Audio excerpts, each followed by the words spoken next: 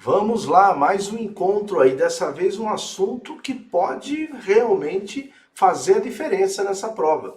Orçamento público. E vocês vão ter aula com um especialista. Vocês vão ter aula com o Luiz Gustavo, que destrói na matéria a parte de orçamento público. Essa aula foi até gigantesca, não daria para colocar aqui, ficaria bastante pesado. Nós pegamos uma parte da aula para você pegar esse contato e tomar gosto pela matéria e de alguém que é do Tribunal de Contas do município que já passou em outros grandes concursos. Com vocês, Luiz Gustavo, na matéria de orçamento público, eu gostaria de finalizar agradecendo as pessoas que deixam comentários aqui para a nossa melhoria, para o nosso trabalho. Mais uma vez, obrigado pela parceria do JC, os nossos contatos e o meu agradecimento.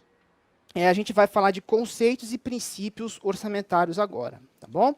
Primeira coisa, todo mundo sabe que o Estado desempenha... Deixa eu ver se estou devendo a resposta para alguém aqui, peraí. Letra da lei seca.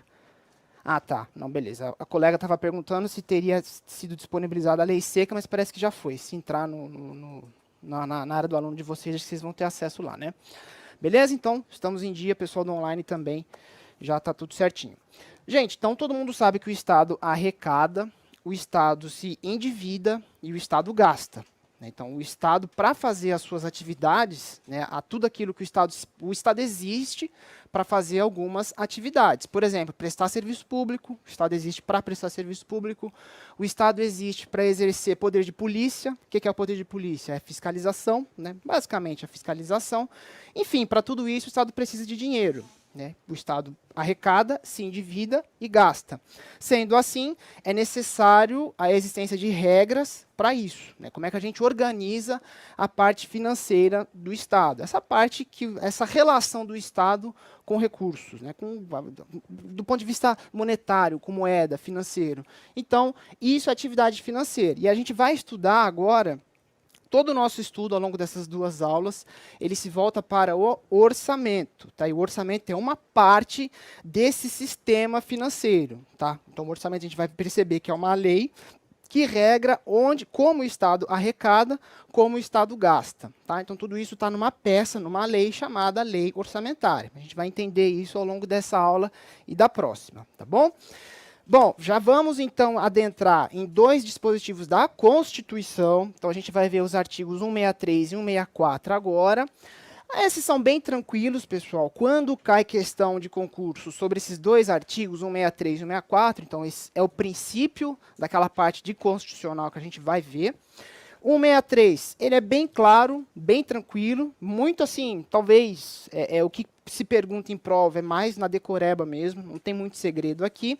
O artigo 163, que é o primeiro artigo dessa parte da Constituição que fala de finanças públicas, normas gerais, ele fala assim, lei complementar disporá sobre. E aí vem 7 incisos. Finanças públicas, dívida pública, concessão de garantias, emissão de títulos da dívida, fiscalização financeira, operação de crédito, compatibilização de função de instituições oficiais de crédito da União e tal.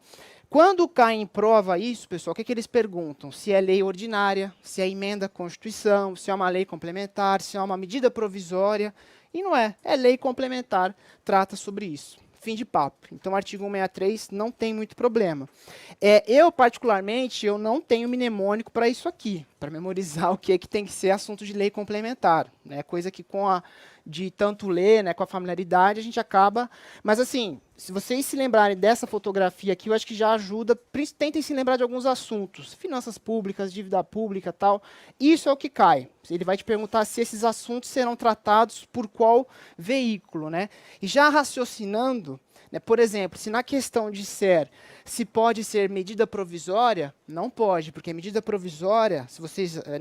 Não sei se o Ale deu o artigo 62 hoje da Constituição, não falou de medida provisória, não. Então ele vai falar. Medida provisória, artigo 62 da Constituição. Tudo que é assunto de lei complementar não pode ser veiculado por medida provisória. Medida provisória é um instrumento, ela tem força de lei, mas tudo que for materialmente assunto de lei complementar, medida provisória não pode tratar. Mas, se for assunto de lei, a medida provisória pode tratar, não pode lei complementar. Então, por isso que eu digo, a gente sempre estuda raciocinando, né? Então, já sabe que se o examinador te perguntar se uma medida provisória pode falar de finanças públicas, você já fala, não, não pode. Porque é uma lei complementar que fala de finanças públicas e medida provisória não pode tratar de assunto de lei complementar. Fim de papo, tá bom? Então, o artigo 63 é muito tranquilo. Não, e não é dos artigos mais cobrados em prova, não, tá, pessoal? Isso é um artigo bem tranquilo. O artigo 164, o passo seguinte, né, está dizendo o seguinte: a competência da União para emitir moeda será exercida exclusivamente pelo Banco Central. E aqui sim, eu já vi várias questões até que confundem um pouco. Pessoal, tem questão de prova, uma muito famosa da CESP, que derrubou muita gente, eu lembro dessa, quando teve esse concurso. Competência da União para emitir moeda é exercida pela Casa da Moeda do Brasil. Já cansei de ver questão de prova disso. É o pessoal, não, a Casa da Moeda realmente emite dinheiro, tá certo, né? Então, marca certo. Banco Central emite moeda. A Casa da Moeda, pessoal, nada mais é do que uma grande gráfica, é uma empresa pública, Banco Central é autarquia, Casa da Moeda é uma empresa pública, tá? Então já é diferente a natureza jurídica. E a Casa da Moeda nada mais é do que uma gráfica. Agora, claro, uma gráfica que também faz cunhagem de moedas, é uma gráfica que imprime dinheiro, imprime passaporte, não imprime só dinheiro. Então, tem outros serviços que a Casa da Moeda desempenha, tá bom? Mas cuidado com essa, hein? Ah, é a Casa da Moeda que emite moeda. Não é, ela é só uma gráfica, tá? Só entre aspas, né? É só para ser o mais singelo possível. Mas quem emite a moeda é o Banco Central. A Casa da Moeda só imprime notas conforme ordem do Banco Central, tá legal? E, ó, exclusivamente pelo Banco Central. E se você olhar também na Constituição, não sei que o Ale falou dos artigos 20 da Constituição, falou hoje? Não. Só administrativo. Tá, roubou a minha matéria, então, né? Então, foi basicamente isso que ele fez. Ó, se você ver aqui no artigo 21 da Constituição, olha só, competência da União exclusiva, né? Ó, emitir moeda. Quem exerce essa competência da União? Banco Central, exclusivamente. Tá legal? Então, por isso que é legal a gente sempre dando uma passeada na Constituição para a gente raciocinando. Então, não esqueçam mais disso. Tá? Então, só o Banco Central é que detém essa competência da União para emitir moeda, não é a Casa da Moeda do Brasil. É vedado ao Banco Central conceder, direto ou indiretamente, empréstimos ao Tesouro Nacional e a qualquer órgão ou entidade que não seja instituição financeira. Isso cai muito em prova. É simples, mas cai muito em prova. Gente, o Banco Central é vedado, ele não pode emprestar dinheiro, nem para o Tesouro Nacional e nem para ninguém. O Banco Central só empresta dinheiro para quem? Para outros bancos. Tá? Acabou. Outras instituições financeiras, tá? Qualquer órgão ou entidade que não seja instituição financeira, ele não pode conceder empréstimo. Quem for banco, o Banco Central pode sim conceder empréstimos, tá legal? Então, o Banco Central, nem para o Tesouro Nacional, cuidado com isso, nem para o Tesouro Nacional o Banco Central empresta, tá legal? E isso aqui tem a ver, né? Isso aqui tem a ver com aquela questão das pedaladas fiscais, do processo de impeachment da ex-presidente Dilma Rousseff, aquele argumento técnico que fizeram que subsidiou, né, que deu base ao processo de impeachment, tem a ver com isso, de justamente você usar recursos públicos emprestando, né? E no caso foram as empresas estatais, tudo mais, é uma questão complexa, não precisamos falar disso, mas isso tem a ver. Tá? Então, o Banco Central só empresta dinheiro para outros bancos, não empresta nem para o Tesouro Nacional. Combinado? Então, isso aí é bem importante, cai muita questão de prova disso. O parágrafo 2º e 3º são mais tranquilos. O Banco Central poderá comprar e vender títulos de emissão do Tesouro Nacional com o objetivo de regular a oferta de moeda ou taxa de juros, inclusive agora, com o dólar subindo muito, a gente está vivendo numa época, por conta de coronavírus e tudo mais, o dólar tem oscilado muito para cima, então é hora, né, ou já deveria ser, enfim, hora do Banco Central intervir justamente para isso, para tentar regular um pouquinho a oferta da moeda. Então, o Banco Central tem essa competência de intervir para regular o câmbio, no caso, né, como a gente tem vivido aí com o dólar cada vez subindo mais. Então, é um papel que compete, então, ao Banco Central. Beleza? E parágrafo 3º, que já vi questão de prova também. Disponibilidades de caixa da União serão depositadas onde? Banco Central. Não é Banco do Brasil, não é Caixa Econômica Federal, já vi questão de prova falando isso também. Banco Central é onde está o dinheiro da União, que o dinheiro que a União tem em caixa está no Banco Central, tá bom? Então, fiquem espertos com isso aí também, que é, vocês veem, né, as bancas brincam com essas coisinhas, né, coisinha boba, né, de você pensar, confundir Banco Central com Casa da Moeda, que é uma coisa, né, boba, mas é aí que pega, se você erra uma questão dessa, é extremamente prejudicial para a sua nota, tá bom? Então, fiquem ligados com isso. Disponibilidade de caixa dos demais entes federados, estados, DF, município, outros órgãos, entidades do poder público, acontece em instituições financeiras oficiais, ressalvados os casos previstos em lei. Tá? Então, sempre, pessoal, disponibilidade de caixa fica em instituição financeira oficial. É isso que você precisa levar para a sua prova. A letra da Constituição é assim. Então, já vimos 2 artigos da Constituição, o 63 e o 64, tranquilo. Salvo engano, eu coloquei 2 questões agora na sequência, para a gente poder, tá aí, ó. Primeira, de 2019, da VUNESP, para a gente já ir trabalhando com essa ideia aí desses 2 artigos. Podemos fazer juntos? Beleza? Tranquilo aí? De acordo com a Constituição Federal, decreto do Poder Executivo competente disporá sobre dívida pública externa. Gente, dívida pública externa é lei complementar. Vamos voltar no 63 aqui, ó. Dívida pública externa e interna. Acabou, tá vendo? É isso que a banca faz. Então tá falando que é decreto. Não pode ser decreto. É lei complementar. Então você já marca um X aí nesse decreto aqui, já está errado na letra A. Beleza? Letra B. O Banco Central não poderá comprar e vender títulos do Tesouro Nacional com o objetivo de regular a oferta da moeda. Pode, tá? Porque o Banco Central ele intervém na economia para regular câmbio, para regular taxa de juros. Então o papel do Banco Central é esse. Então o erro é esse não aqui, ó. Então tira esse não, que a alternativa ficaria certa. Belezinha?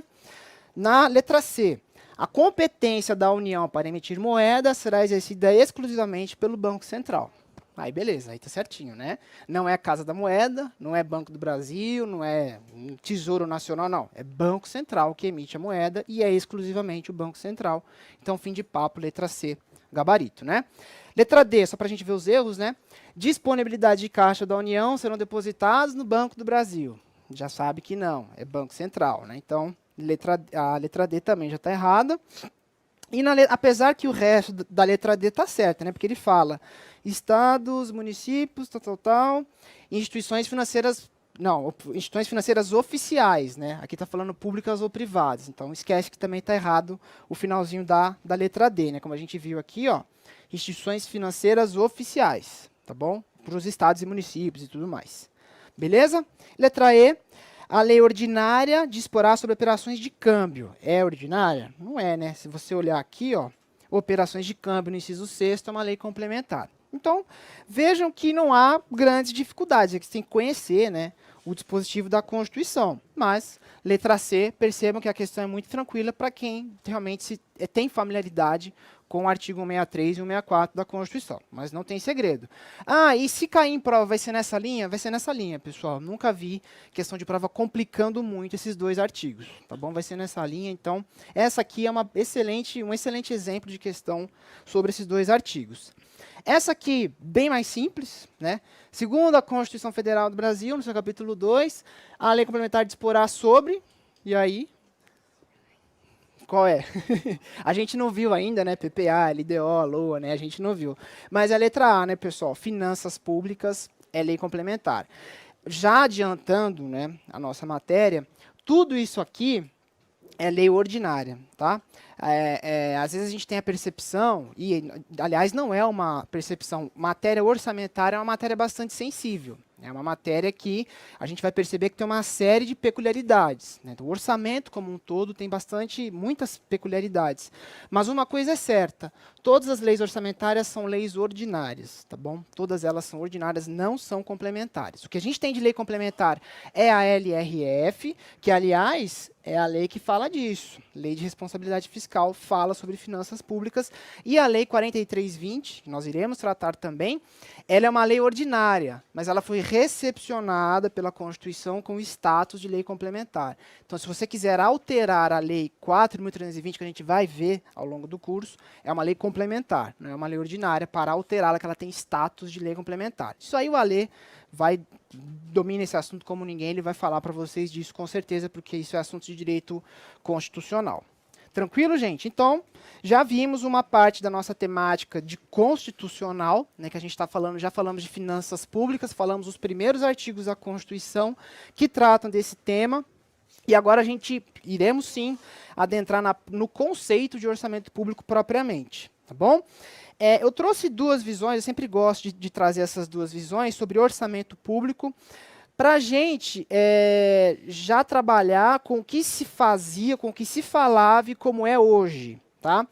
Antigamente, pessoal, o orçamento público ele era visto dessa maneira aqui, né, como se fosse apenas um controle político. O conceito tradicional de orçamento era aquele ato que o executivo apresenta um projeto de lei, o executivo aprova, né, como é qualquer projeto de lei. O executivo vai, apresenta, o legislativo aprova, o executivo sanciona e o legislativo fiscaliza.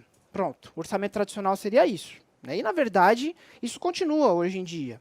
É assim. De fato, é uma lei que é apresentada, o legislativo vai, aprova, o presidente sanciona, pronto, está vigente o orçamento para o ano de 2020. Legal. Isso é o orçamento. Perfeito. Agora, a gente não pode mais pensar dessa maneira simplória, em que existe apenas um controle político, em que o legislativo fica dando pitaco na parte orçamentária. Não é só isso. Isso ainda continua? Continua. Só que hoje em dia, o orçamento ele tem que ser visto como algo que envolve planejamento. Tá? Então, fundamental, quando a gente conceitua orçamento público, a gente tem que adotar essa linha, que essa é a visão moderna. Tá? Esse é um autor muito famoso dessa temática orçamentária, é o Giacomoni, ele é o grande estudioso, a grande referência acadêmica quando a gente fala em orçamento público. Orçamento é um plano, então não é uma lei simplesmente, ele é uma lei, tá? Mas é algo além disso. A gente vai vendo, vocês vão entendendo cada vez mais que o fato de o orçamento ser uma lei é um detalhe. Né, quando a gente fala de tantos assuntos que tem que ser regrado por lei, não, você só cria direito, né, aliás, você só impõe obrigações e cria direitos somente por meio de lei, né, impõe deveres por meio de lei. Legal. Só que o orçamento não tem essas características. A gente vai vendo, nós vamos verificando que o orçamento ele é bem diferente, mas mesmo assim é uma lei. Tá? Então, o fato dele ser uma lei é só um detalhe, porque ele é muito mais do que isso. Ele é um plano que expressa, em termos físicos e financeiros, para um período de tempo definido, o programa de operações do governo, ações e os meios de financiamento. Então, assim, ele é um instrumento de planejamento, pessoal. Escrevam isso. O orçamento público é um instrumento de planejamento. É de planejamento do quê? Governamental. Né? Então, ele é uma lei? Sim, ele é uma lei. A gente vai ver os aspectos todos que envolvem o orçamento público. Mas ele é mais do que isso. Ele não é só uma lei. Ele é, na verdade, um instrumento de planejamento. E, aliás, né, por que existe, né, essa disciplina, se chama, né, administração financeira e orçamentária? Porque quando a gente fala em planejamento, isso é algo que envolve ciência gerencial, envolve a ciência da administração. Né? Então, foge um pouquinho da parte jurídica e entra mais na parte de administração. Por isso que chama AFO, né, administração financeira e orçamentária. Aquela coisa de planejamento gerencial, do plano gerencial, plano tático, plano operacional, né, quem já estudou administração se lembra, por conta disso, porque ele é muito mais administração do que jurídico propriamente. Beleza? Então, esse é o conceito moderno. Lembrem-se disso, pessoal. Tudo que você for planejar tem que ser feito por orçamento. O orçamento público, ele, na verdade, ele consubstancia, ele carrega o planejamento do governo para aquele período de tempo. Tá? A gente vai ver, agora, depois a gente vai dividir, de que maneira a gente divide o tempo, né, entre as diversas leis orçamentárias, a gente vai falar isso ao longo do curso, tá bom? Isso aqui, ó, que o orçamento é um programa de trabalho do Poder Executivo, está na Lei 4.320. Tá bom? Essa questão de ser programa de trabalho. Grifem programa de trabalho, pessoal. Tá logo no artigo 2º, como eu disse para vocês. Todo momento a gente vai verificar a legislação, tá? Então agora a gente já foi para essa lei que vai cair no edital de vocês também, tá? Trouxe a minha aqui, já tenho a minha cola também, mas está nos slides, tá? Mas eu sempre gosto de... Aqui, gente, só um parênteses, né? Eu sempre gosto de mostrar, ó. As minhas leis eu imprimo, tá tudo anotado, grifado, ó. Assim que eu sempre estudei assim, tá vendo, ó? Eu gosto sempre de grifar, e eu cito uma jurisprudência do lado, tal. Por isso que eu acho interessante, quando você for estudar, você ter a lei impressa mesmo, né? Por mais digital que você seja, né? Aquele cara que faz tudo no celular, não tem nada impresso, não sei o quê, eu gosto do negócio impresso, do papel. Acho que tem muita gente assim também, né? O pessoal, não sei o pessoal que é mais moderno, mais novo aí, né? Que tem tudo no celular, no tablet e tal. Não, eu gosto de imprimir, tá? Eu desculpo, mas dessa ponto de vista ecológico eu realmente peco um pouco, porque eu imprimo os negócios, né? Agora, para estudar principalmente, realmente eu acho bastante bacana fazer isso. Então, ó, artigo 2º da lei, pessoal, já fala de cara, né? A lei do orçamento conterá a discriminação da receita e da despesa. Beleza, a gente vai explorar isso com mais cuidado. Só quero agora destacar para vocês que ele evidencia a política econômica financeira e o programa de trabalho do governo, obedecidos os princípios da unidade, universalidade e anualidade. Vamos falar com mais calma sobre cada um deles. Por enquanto, o que me preocupa agora é a gente entender isso aqui, ó, isso que está em vermelho, para dizer para vocês que o orçamento é um instrumento de planejamento. Ele não é só uma lei, ele é uma lei, mas ele é mais do que uma lei. Ele é um planejamento governamental verdadeiramente. Tá bom?